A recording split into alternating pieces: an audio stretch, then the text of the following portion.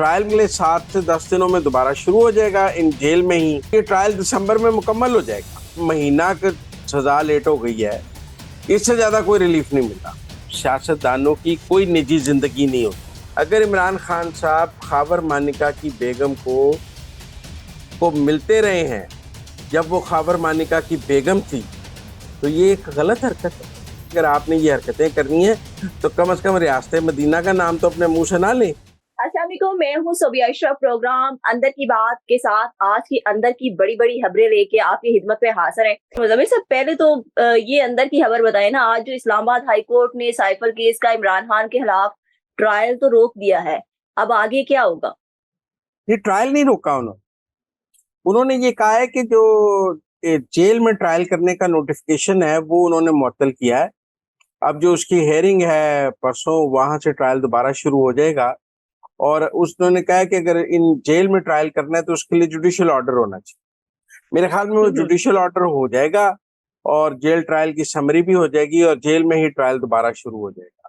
मुझे नहीं लगता पर इस मुज़म्मिल साहब, अपील जो फर्दे जुर्म आयद हुई थी इमरान खान पर तो साइफर दोबारा आयद केस हो में, जाएगी, दोबारा हो जाएगी। उस पे जमानत के लिए इस्तदा की हुई है इमरान खान ने सुप्रीम कोर्ट ने, तो फिर वो अपील जो है वो गैर मौसर हो गई। बिल्कुल गैर मौसर होगी।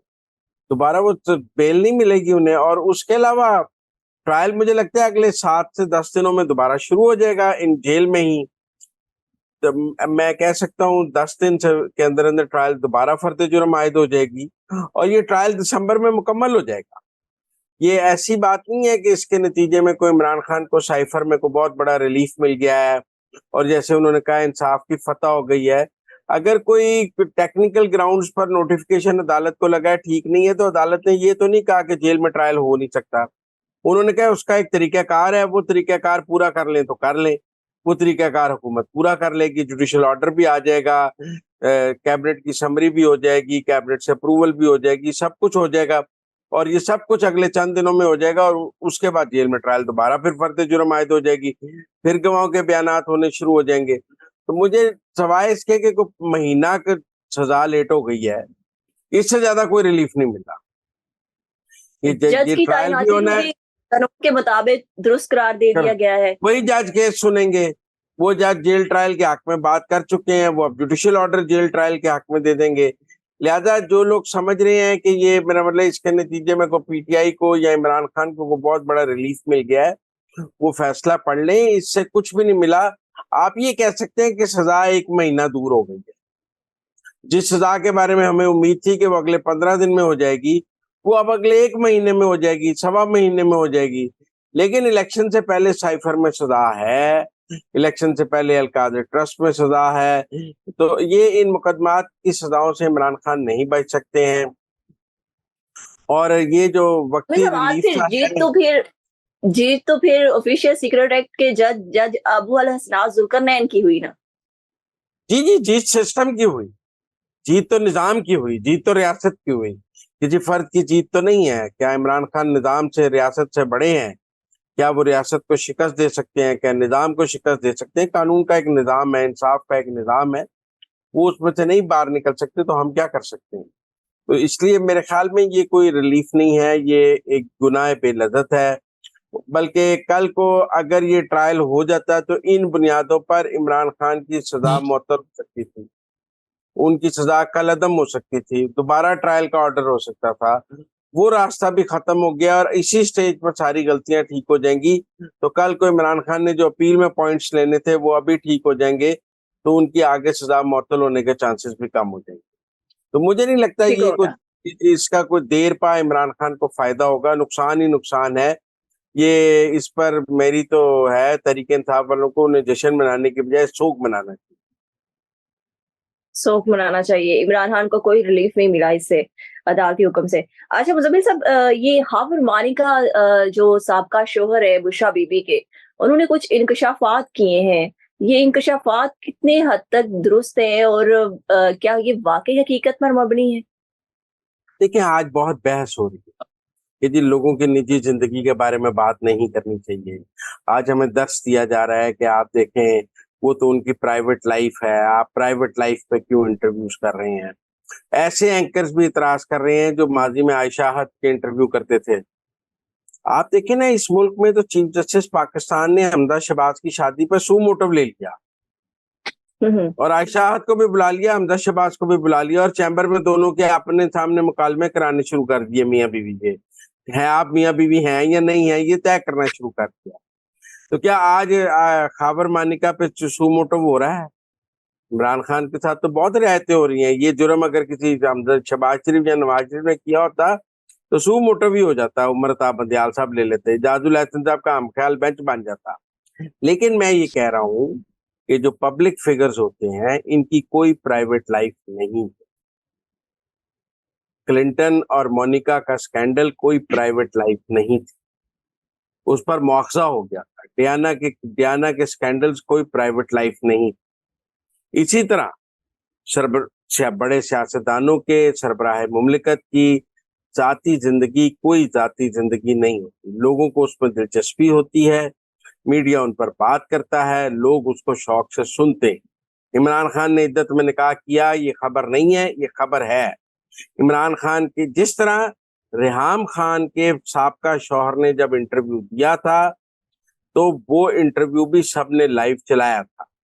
जब इमरान खान साहब ने कहा था कि रेहाम खान ने अपनी पहली खामन की औलाद जो की परवरिश खुद की है और बच्चे पाले हैं, तो उसने आकर टीवी पे कहा था कि मैं सारे पैसे देता रहा हूं, मेरे पैसों से बच्चे पले हैं।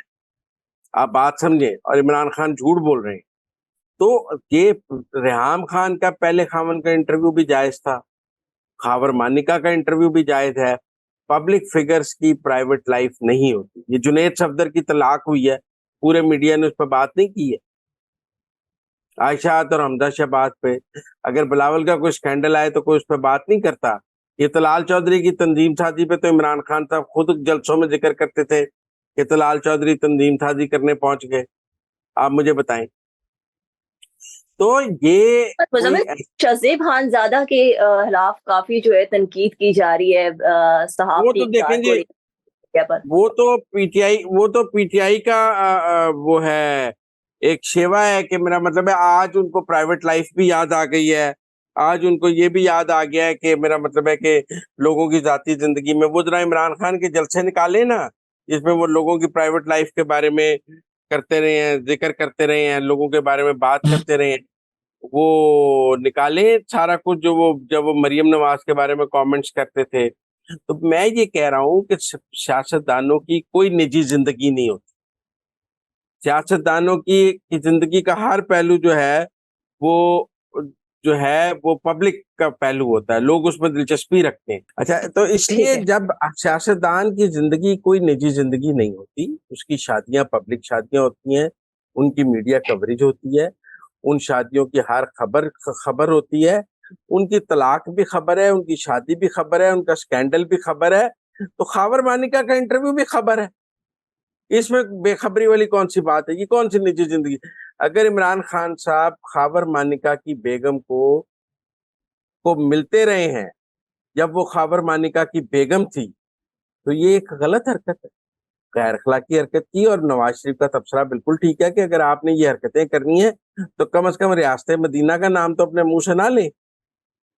आपने ये हरकतें करनी है तो अल्लाह से तौबा करें और रियासत मदीना का नाम अपने मुंह से ना लें।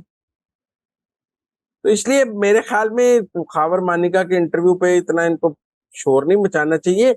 वो एक खबर थी, वो एक इंटरव्यू जायज था और वो हकायक हर बच्चे को पता थे। जो उसने बातें की हैं क्या वो पाकिस्तान में सबको पता नहीं थी? सबको पता थी। हर बंदा, ये पीटीआई वाले भी जानते हैं ये बातें। वो यही कह रहे हैं ना जी निजी जिंदगी है, इस पर बात ना करें। कोई ये तो नहीं कह रहा कि खावर मानिका ने झूठ बोला है। पर मुज़म्मिल साहब, ये भी कहा जा रहा है प्रेशराइज़ करके उनसे ये इंटरव्यू दिलवाया गया। उस वक्त आप वजीर आजम बन रहे थे, उसने जान की ईमान पाने के लिए उस वक्त खामोशी रखी, आज जान की ईमान पाने के लिए सच बोलती।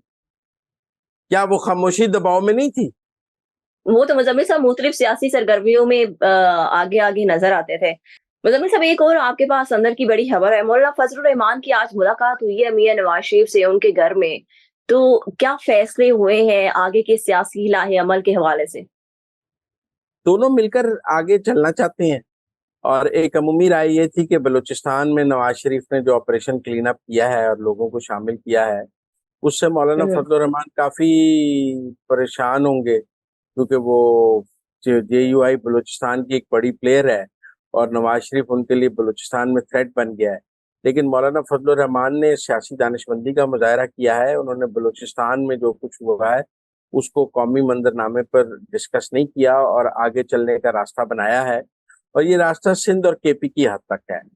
और मुझे लगता है सिंध और केपी में सीट एडजस्टमेंट भी हो जाएगी और दोनों मिलकर चलेंगे। और देखे ना, हम्म, जैसे जैसे नवाज शरीफ के सियासी इत्तेहाद बनते जा रहे हैं, मतलब मुल्क में उनका इससे पहले एमकेएम से बन गया, फिर उसके बाद आगे बन गया, तो जेयूआई से बन गया, डॉक्टर मालिक से बन गया, तो इन सब से बन गया, तो उतनी उतनी पीपल्स पार्टी और पीटीआई को तकलीफ होती जा रही है, बिलावल साहब की तलखी आती जा रही है। लेकिन मेरा ख्याल है बिलावल साहब अपना मजाक ही बनवा रहे हैं, उनकी बातों को कोई सीरियसली नहीं ले रहा। वो तो राना सनाउल्लाह साहब ने कहा है कि हम सब्र तहम्मुल से काम ले रहे हैं जो 16 माह हमने इकट्ठे गुजारे हैं। अच्छा मुज़म्मिल बिल्कुल। साहब, एक और आखिरी अंदर की खबर, जो सुप्रीम जुडिशियल काउंसिल का आज अजलास हुआ है और कल 3 बजे तक के लिए मुलतवी भी कर दिया गया है। तो आज जो शिकायत कुनिंदरान के दलाइल मुकम्मल हुए हैं, क्या कार्रवाई रही आज की? जो शिकायत को निगरान है उन्होंने अपने दलाइल मुकम्मल कर लिए हैं, सबूत सुप्रीम जुडिशल काउंसिल को दे दिए हैं। अब मुज़ाहिर अली नकवी साहब ने जवाब देना है अपने असासों का। कल उन्होंने जवाब दिया, उन्होंने अपने रिटर्न रिप्लाई में तो कोई जवाब नहीं दिया था, बस सिर्फ एतराजात किए थे। अब कल क्या वो अपने दलाइल में कोई जवाब देते हैं अपने असासों का कि ये असासे उन्होंने कैसे बनाए हैं और उनके ऊपर जो इल्जामात हैं उनका क्या दफा पेश करते हैं। मेरे ख्याल में कल या परसों ये कंक्लूड हो जाएगा या दूसरा शो को जारी हो जाएगा। मैंने पहले भी आपको कहा है, मुझे मुज़ाहिर अली नकवी साहब बचते नजर नहीं आते हैं।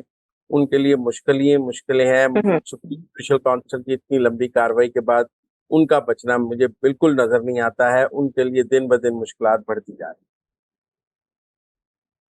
Thank you so much Muzammil साहब कि आपने हमें अंदर की खबरों से बाखबर किया। मुज़म्मिल साहब के मुताबिक सुप्रीम जुडिशियल काउंसिल की कार्रवाई जितनी लंबी होती जा रही है, उतनी ही जस्टिस मज़ाहिर अली अकबर नकवी के लिए मुश्किलात बढ़ती जाएंगी। उसके साथ ही मुझे इजाज़त दें। अल्लाह हाफ़िज़।